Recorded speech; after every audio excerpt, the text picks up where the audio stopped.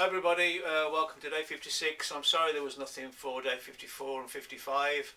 I did a lot of filming on day 54. It was when I was firing the kiln. Someone asked me to explain how the kiln works and how it was built and all that sort of thing.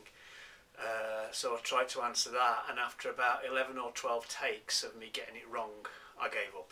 So what will follow is an edited version of what I was trying to say, so bear with me with that because it's a bit chopped up a little. And then the second bit of it will be of the kiln opening. I've just done the kiln opening, some really nice pots come out of that. So bear with me, apologies for not being here. I am actually running out of steam. We're coming up to the 60th day of this this lockdown video campaign, and it's getting hard to find things to talk to you about.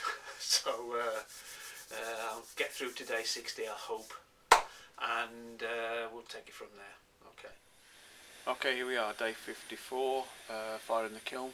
Rather than just take you through the steps as I've done before in the previous video, someone asked me yesterday, day 53 comment, about how I built the kiln, how it works, that sort of thing. So I'm just going to give you a quick run through of how I do it. It's not the way to do it, it's just the way I've figured out how to do it.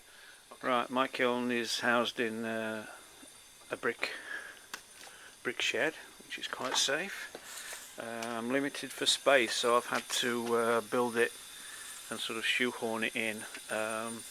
It's a 1 cubic meter internal chamber.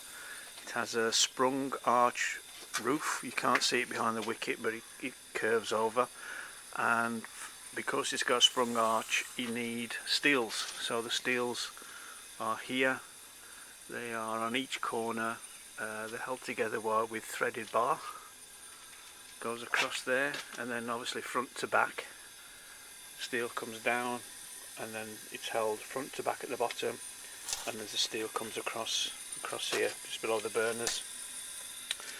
Cost about £120 to have it all welded up, and it's quite cheap really when you consider how many thousands a purpose-built kiln is. Through there that's the back wall.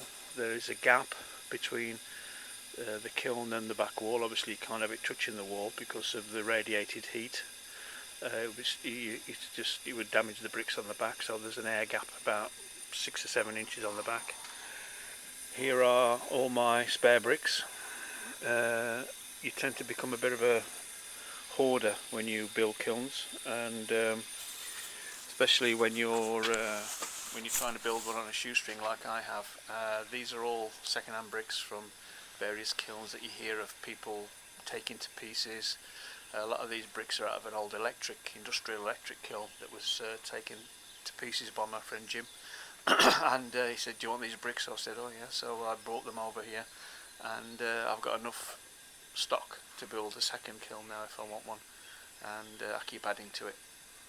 So the principle of the kiln: it is fired on gas. These are the gas bottles. They're daisy chained together. So you've got T-pieces that link through hoses through to the tap. This is the tap I've just replaced. Comes through here. That's the gauge. We're on 1 psi now. I never go above 3 psi. 2.8 psi is the ideal. Through the high pressure hose through to the burners. Explained the burners to you before. The burners on this kiln go in at the front, 2 at the front, and it goes in, up and down, below the floor and out. It turns a right angle, and that's because I don't have the space at the back, as I've just said there. There's a wall behind, so it turns at a right angle under the floor through a small tunnel here, about 7 or 8 inches, and then up into this chimney here. So there's the chimney. This is the damper that slides in and out. It's an old bit of kiln shelf cut to fit, and these are the old cones from the kiln. I saved them, and it goes up through the roof, and that's it really. It fires okay. They're all temperamental. I could take this down and rebuild it, it would fire differently. I don't know what it is, maybe it's just my bad workmanship, but each one you have to learn how to use it and how to fire it. Okay, I'm just going to go through a few of these pots for you that have just come out. The one that broke last time, the black one, I fired it on shells and they go a bit mushy when you get wet. That came out okay, that's perfect, that one. No cracks. Nice foot ring on shells, that's good, nice detail, so that's a nice pot. The one that's been coned with the split in it, that shrunk a hell of a lot. It's a lot bigger. So that's a nice one, it's come out nice. These are the Chino with the blue cobalt underneath that I put the wax resist on. They're really nice. They're the faceted caddies. They've come out a nice red and green contrast there. That's that one. The ones that I was talking about, I wasn't sure what to do with, the wavy edge ones. They've come out nice. Unfortunately this one's run, but I can grind that back. But they're very nice. A split rimmed plate. That's happened like I wanted it to. It's got like a river of ash in there melted, and you can see where the tatami's gone on that, so that's a beauty. Same with the little pots with the wood ash on the outside. They've come out nicely. These are the Temaku with the nuka over the top. It's gone hair's fairy. There's a beautiful one here. You can see that there. What's weird with this is the glaze stays where it is, and then the nuka was on the top and it's all just run to the bottom. So it's almost like an upside down pot, that one. But that's alright, and I've altered the Temaku underneath, and that's worked okay. Another one there. It's split a little bit. This was a bit cooler. This was lower down in the kiln, so it's not burnt off so much. It's a shame about the crawling. But that's it. Works okay. The chattered pots have come out. You can see the chattering on them, but they've come out a kind of khaki brown colour. On this black clay. It's not unpleasant, of course, but not what I expected, because that's a celadon. Should have been like a kind of pale blue. That's weird. The pot of the firing is this one. I'll look behind the camera so you can see it.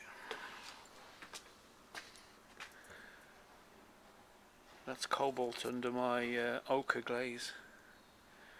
You can see the rivers running through that. So that's my next focus, is to develop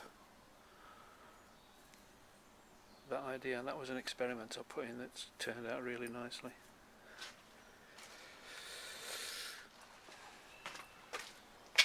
So those are all the good pots. Oh, something that's an idea I've had. These were the little. I had a couple of these little kiln fillers left over from the last one, and as I got them out, I put them down.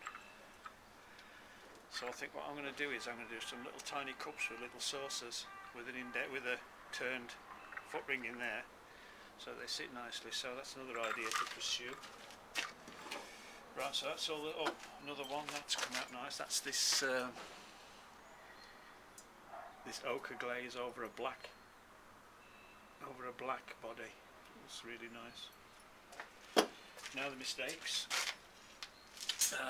This one is the one where I put the triangle of tatami on, you can see it where it's happened, but it's oxidized. It's in that the oxidation has switched to the opposite side of the kiln. I don't know why it's done it, but you can see the oxidation there. It has got a subtle effect, so it is worth carrying on with it. If it was on the red body, like the plate, if it was red, then it would show up better. So it's just a bit of a failure, that one. It's a shame about that. But and then the big, I think what might have caused the oxidation switching to the side is this. That split fell over like that on the back, and it blocked the pathway of the flame. So that might have caused the problem. You can see where it stuck to the back wall there. But that one is an epic failure. Split along where I made it. And that one is that one's not pot savable. That'll grind off, but it's got nice rivulets on it. It's not a bad pot actually. Fired it on shelves, but not how I expected it to turn out. Another one there, that was in the flow. That one's oxidised as well. So I'll give it a 7 out of 10. 6, 7 out of 10. Need to live with them for a little bit to see what's happening, but onward and upward. Right, that's it. That's day 56. Well, we just started day 56. I've got other things to do today. Car MOTing and delivering pots to people. COVID people are coming to do my COVID test that they do every month. So another non-pot day. Okay, see you soon.